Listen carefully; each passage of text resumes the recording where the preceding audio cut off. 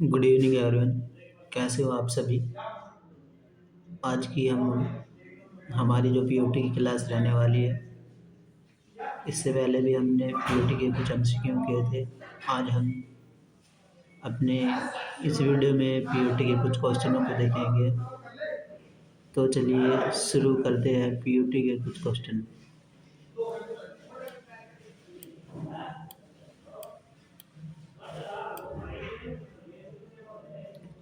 सबसे पहले इसमें हमारा क्वेश्चन है,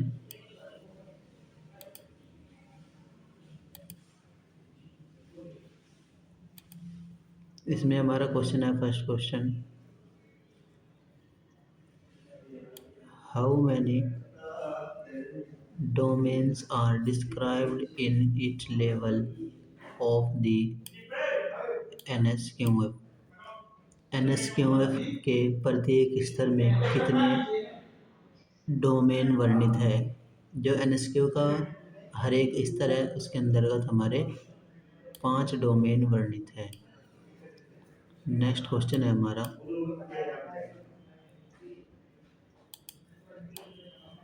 question number 2, how the trainee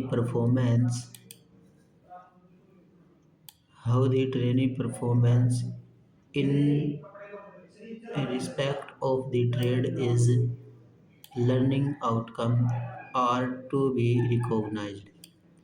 व्यवसाय के सीखने के परिणाम के संबंध में प्रशिक्षु के प्रदर्शन को कैसे पहचाना जाएगा। जो प्रशिक्षु का प्रदर्शन है वो हमारा असेसमेंट क्राइटेरिया मूल्यांकन के मापदंड के आधार पर पहचाना जाएगा। नेक्स्ट क्वेश्चन है क्वेश्चन नंबर 3, OSI का पूर्ण रूप OSI मॉडल है डैश। जो OSI का पूर्ण रूप है वो होता है हमारा ओपन सिस्टम इंटरकनेक्शन।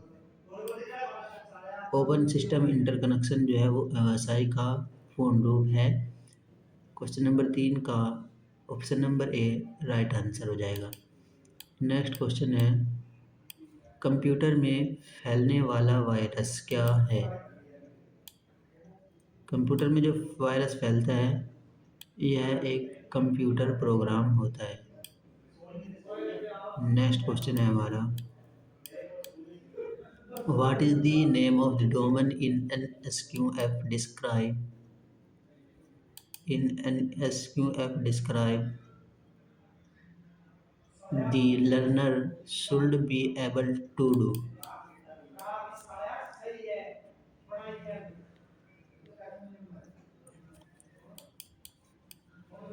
NSQF में डोमेन का क्या नाम है जिसका वर्णन शिक्षार्थी को करने में सक्षम होना चाहिए। प्रोफेशनल स्किल यानी पेशेवर कौशल। जो पेशेवर कौशल है वो शिक्षार्थी को करने में सक्षम होना चाहिए। ओके, चलते हैं नेक्स्ट क्वेश्चन की तरफ। 30 दिन में व्यक्ति कितने प्रतिशत भूल जाता है। एक महीने के अंतर्गत व्यक्ति 79% भूल जाता है जो उसने याद किया है। Next question, how many reference method are used for analysing the syllabus और कोर्स कंटेंट। पाठ्यक्रम या पाठ्यक्रम सामग्री का विश्लेषण करने के लिए कितनी संदर्भ विधियों का उपयोग किया जाता है। जो पाठ्यक्रम का विश्लेषण करते हैं उसकी जो संदर्भ विधियाँ हैं वो 2 है। नेक्स्ट क्वेश्चन है question number 8,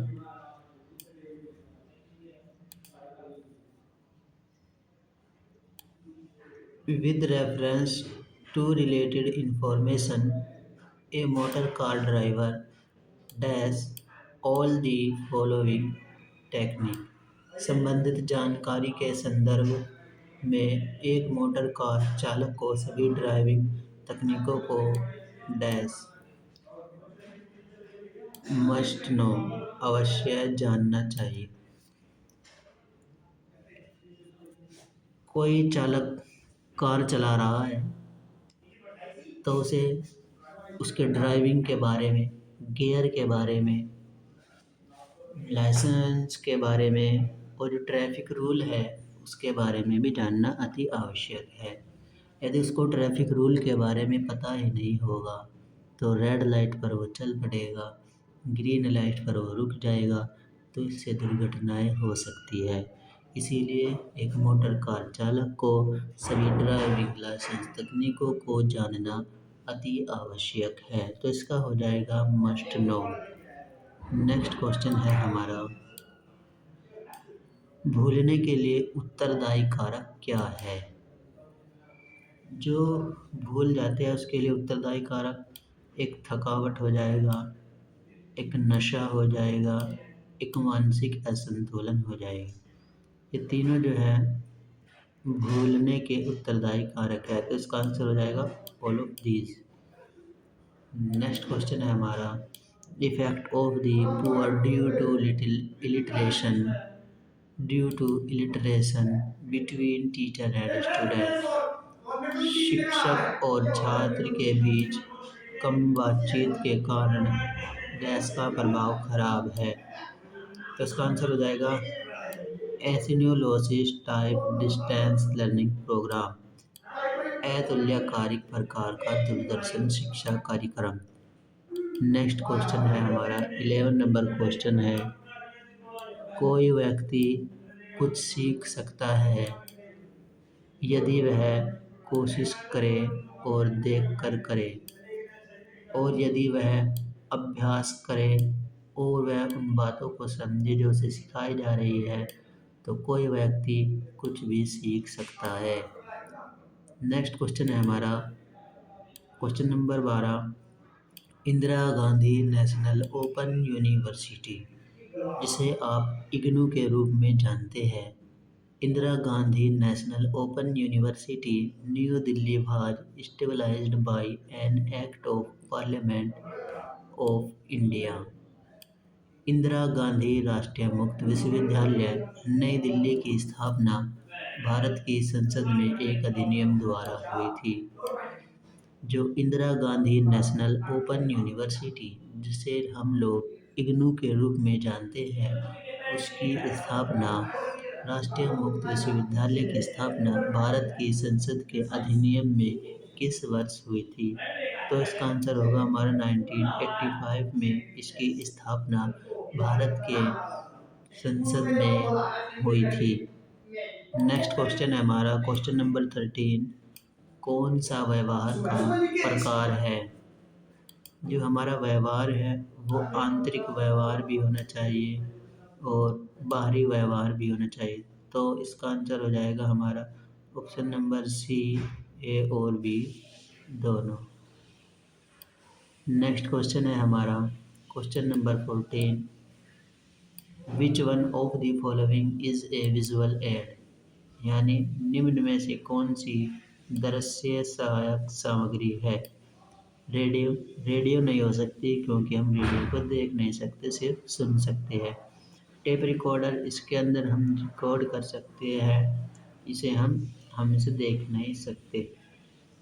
all of this होगा नहीं। स्लाइड पर शिक्षक स्लाइड को हम स्लाइड जो प्रोजेक्टर होता है क्लास में लगे रहते हैं, उसके ऊपर हम देखते हैं जब कोई इंस्ट्रक्टर कोई निर्देश दे रहा होता है। नेक्स्ट क्वेश्चन है, ट्रेनिंग शेड्यूल में हाउ किससे संबंधित है? जो ट्रेनिंग शेड्यूल है वो हाउ किससे संबंधित है? जो हाउ है वो होता है हमारा प्रोसेस एनालिसिस, मतलब किस तरीके से प्रोसेस हो रहा है वो बताता है, तो इसका आंसर हो जाएगा हमारा option number B. Next question है हमारा क्वेश्चन नंबर 16,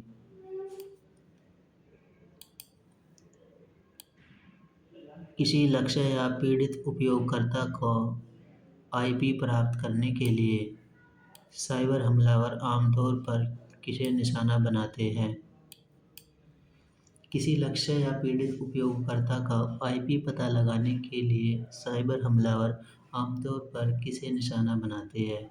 आईपी मतलब होता है इंटरनेट प्रोटोकॉल, यानी आईपी एड्रेस से उसकी एग्जैक्ट लोकेशन का पता लगाया जा सकता है।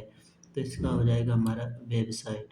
जो हम अमेज़न, फ्लिपकार्ट वगैरह से कुछ चीज़ें खरीदते हैं तो हम उनके अंदर कुछ एग्जैक्ट एग्जैक्ट डिटेल डाल दें तो वहाँ से हैकर्स हमारी डिटेल को चुरा लेता है।